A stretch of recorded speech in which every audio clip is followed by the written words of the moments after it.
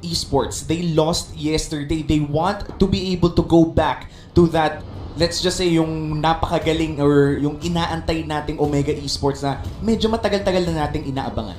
And this draft is brought to you by Smart. So let's head on to the draft. And most banned against, pinakita sa atin dito ng ating mga idol. And Eve, Diggy, Johed, and the other two, while we look at for the side of Execration dito, Eve, Uranus, and Johed, ang kanilang ibabaan, well, for the side of Omega, it's going to be the Benedetta, Ling, and the Lunox. Damage output ang tinitignan ng Omega. And looking at Omega's bans, napaka-standard ng bans na binibigay nila dito. The Benedetta is one of the heroes that are highly contested right now at madalas na pipick. Bukod pa doon, ang Ling at Lunox din. So I'm quite sure Omega, may susubukan silang kakaiba siguro. Yung tipo na hindi natin ine-expect, kaya standard ang bans na nilabas nila dito. Meanwhile, for Execration, getting that priority pick on the Selena means they will have extra vision, extra pick of power. Pero open pa ang Popolin Kupa, but I'm quite sure or medyo malaki na yung chance na hindi naman nakukunin ng Omega yun dahil meron na silang Matilda. Matilda in blue, and that is going to be the Faramis. Wow. And the Paquito. Do you think na may chance na kumuha dito Execration ng Bane? Well, at this point on, feeling ko meron pa naman dahil wala pa silang isang offlaner natin. They already have the Paquito. They could potentially get the Bane. And Faramis, this is one of the few times or perhaps the first time that we're seeing this on playoffs. May ginagawa ngayon sila sa ranked games na Faramis-Bane combination na talaga nagpupush lang si Bane ng mga turrets. And because of the passive, let's say it's a bit busted. Na talagang merong mga gumagamit sa kanya and napakalakas talaga niya ngayon at this stage of the tournament. And let's see if Execration will try to go for that ranked game strategy. On the side of Omega, pretty standard, Harith. Yep, and this is super standard so far, pero ang dami na nilang shields. So I'm expecting maybe somewhat Banda Esmeralda as well.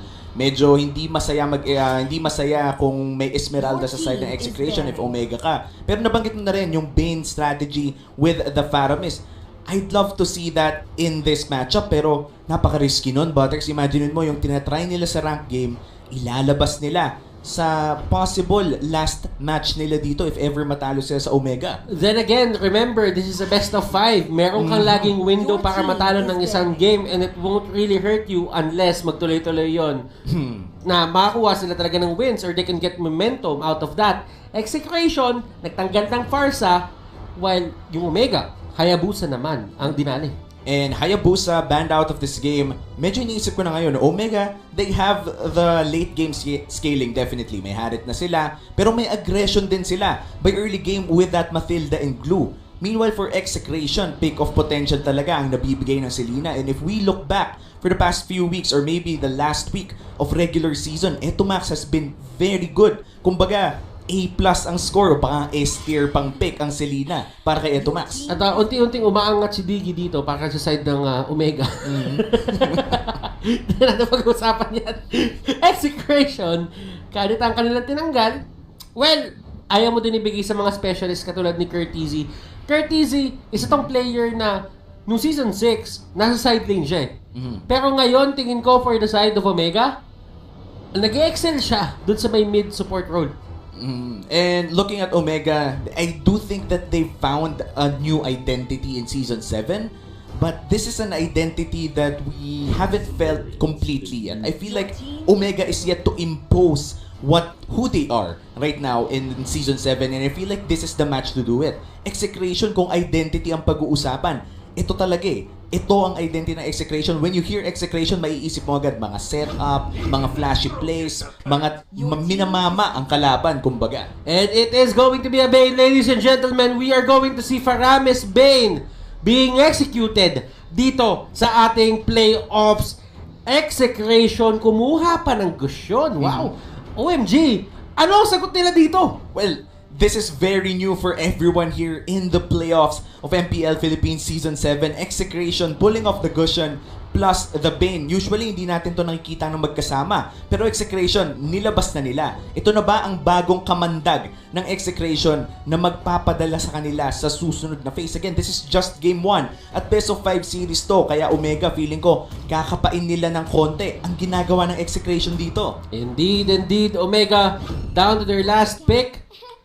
And they Coach, will why not? go Ano to? for a Chang-O. A lot of shields on their side. Meron silang shield kay Chang, may shield din kay Harit, may shield din kay Matilda. I feel like the sustain in the range coming in from Omega. Isabay mo pa ang Death Sonata at ang Meteor Shower ng Chang-A. Napakaganda ng kanilang range damage. Pero pag naabot sila ng isang Pakito o ng isang Bane, medyo mahirap nang mabuhay sa ganong sitwasyon. Ang sinasabi ni Omi dito, it's all about the gap closers para sa side ng Execration and they have that capability. Plus, meron pa silang Selena. Pero naman, sa Omega, ang gusto nila gawin dito ay play the slow game, wag masyadong magmadali, mag-scale kayo hanggang doon sa pinakamakakaya nyo and manalo sa paraan na tradisyonal. Yeah. And this is very, let's just say, very Omega. Ito ang nakikita natin sa regular season pa lang. They're one of the more systematic teams. Ito yung mga teams na makikita natin na may plano, sinusunod ang plano, at doon sila nananalo. And let us see what will happen here. KLVJ, kumuha siya ng Gushon Jungle. We don't see people, or we don't see teams na ginagamit to as much, pero ngayon ay ilalabas siya ng Execration. And looking at this whole matchup right now, ang ating Gushan Jungle, this is the first time na makikita natin to sa playoffs. Nakita natin ang Gushan from next play, nung first day natin of the playoffs, pero hindi sila naging successful sa pag-debut ng Gushan on the gold lane under Rene J's hands. Pero look at this, 2v2 the top side, what happened there? And this is the mechanic na ginagawa na itong Bane Faramis combination. Ngayon lang talaga sila. Ang gagawin nila is magkakaroon talaga sila ng priority in getting the energy crystals. And energy shields rather, not the energy crystal. Naisip ko si Ibe. oo nga, nagulat din ako parang saan nakuha yung energy crystal, pero ano kaya to? Kakaiba to Very interesting to para sa mga viewers natin kung ano bang ginagawa ng ganitong klase na strategy. They are getting gold but sa yung trade-off early, medyo parang feeding digi ba to, no? Nakakaiba talaga yung dating ng gold, pero habang tumatagal, feeling ko babalik din yung gold sa Execration. And lahat ng ito ay posible dahil doon sa jungle emblem na kinuha ni Kelra. Kung papasin nyo, rinse and repeat lang to, ulit-ulitin lang nila hanggang makuha nila lahat ng energy shields, makuha nila lahat ng torre, at si Toshi, lalalim yung kailangan niya puntahan para makapag-defend or makapag-farm. And this is a Harit that we're still talking about. Every kill counts for a late game hero such as the Harit. So if this backfires in the late game, kumbaga dahil medyo napakain mo nga yung Harit sa ganitong klaseng strategy, tsaka lang sila malulugi. But for Execration, tignan natin ang gold lead ng Omega dito. Hindi naman gano'n nagkakalayo at nasa 1.3 lang. Mukhang ang turtle pa nga ay masisimulan ng Omega. And tatandaan mo, nag-a-apply para sa lahat ng hero yung law of diminishing gold kapag ka nati-take down ka unti-unti. Nasa 3 deaths na si Keller at si Chakno ngayon. So pababa ng pababa yung kanilang bounty dito. Parang spaghetti lang pala, no? Parang Pababa ng pababa. But going back dito sa ating game, wala pang kills na nakukuha ang Execration. But yung law of diminishing gold, hindi sila pwedeng makakuha ng kill.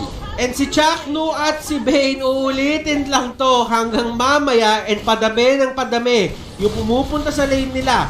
OMG, ang ginagawa naman nila, they are taking it slowly but surely, pero habang nangyari lahat yon, since nakita ng Execration na may 3 tao sa taas, ang gagawin nila, rekta sa turtle. And that's a good trade-off. Cross-map play ang ginawa ng Omega doon.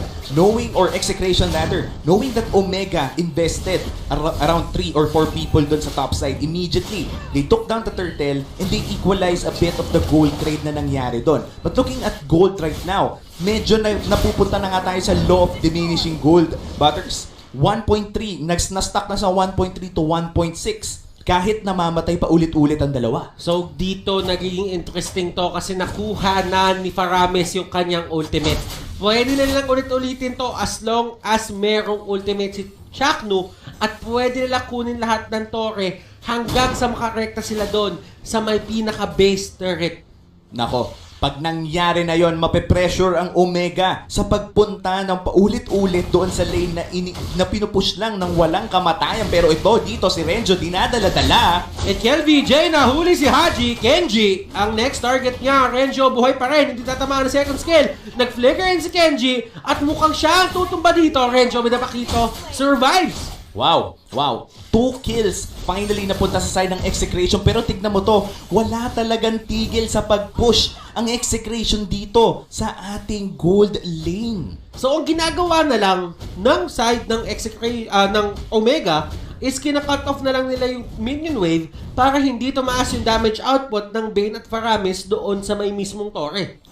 And it's na nakikita natin ngayon, talagang palalim na ng palalim ang pinupush ng Execration dito. Kadalasan nakikita natin ang mga creative na strategy nang gagaling sa Omega, pero Execration, dumating sila dito nang napaka-prepared at malefic roar na nga dito si Keldra. Ibig sabihin yan, mas masakit pa sa torre. At bakit nga ba si Lina yung isang kinuha nila? Kasi pwede kang mag-teleport doon sa Abyssal Trap. Ang gagawin nila, mag-set up sila na malapit na sa torre at kapag na-set up na nila, doon sila gagamit ng arrival. At gamit ng arrival na yon, paulit-ulit lang nilang ipupush ang gold lane. Ngayon, nandun na sila sa inhibitor turret. 5 minutes. This is by far the earliest, kumbaga, yung pinakamaagang inhibitor turret if ever nakaabot agad sila doon. So, okay, nakuwento na natin lahat.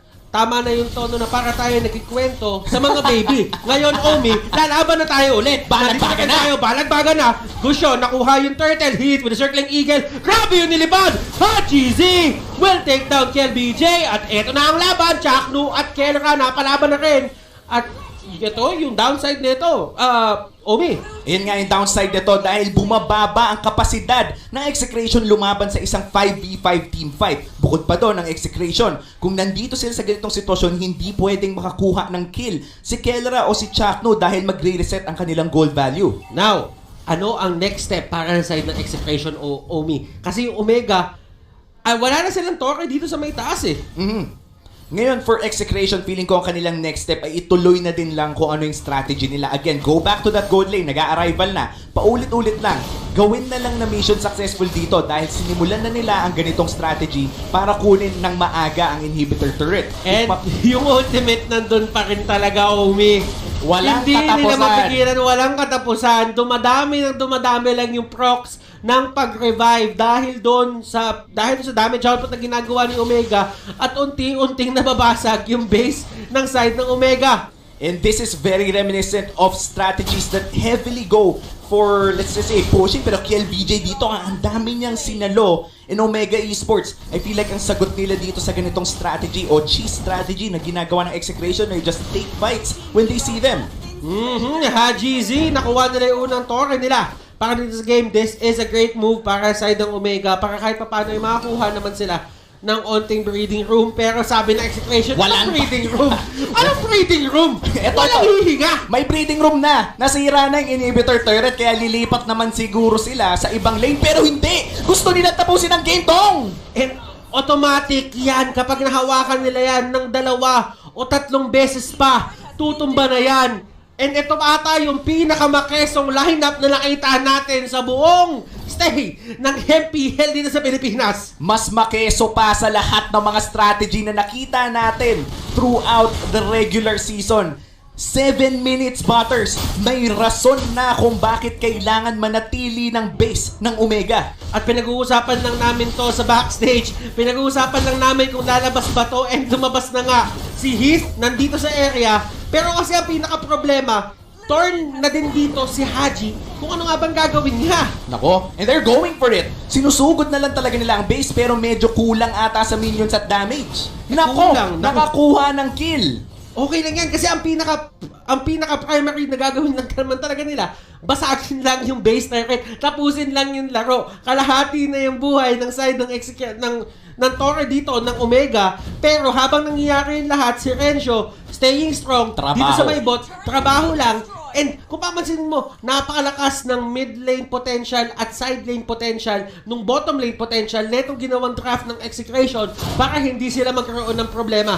Napaka-mega mind ng strategy na ginawa ng Execration dito pero mukhang magkakaroon ng labanan. Circling Eagle, pasok na dito. And that is going to be Kelra taking down yung Torre. Wala sila i-take down at tatanggapin lang nila buong buo.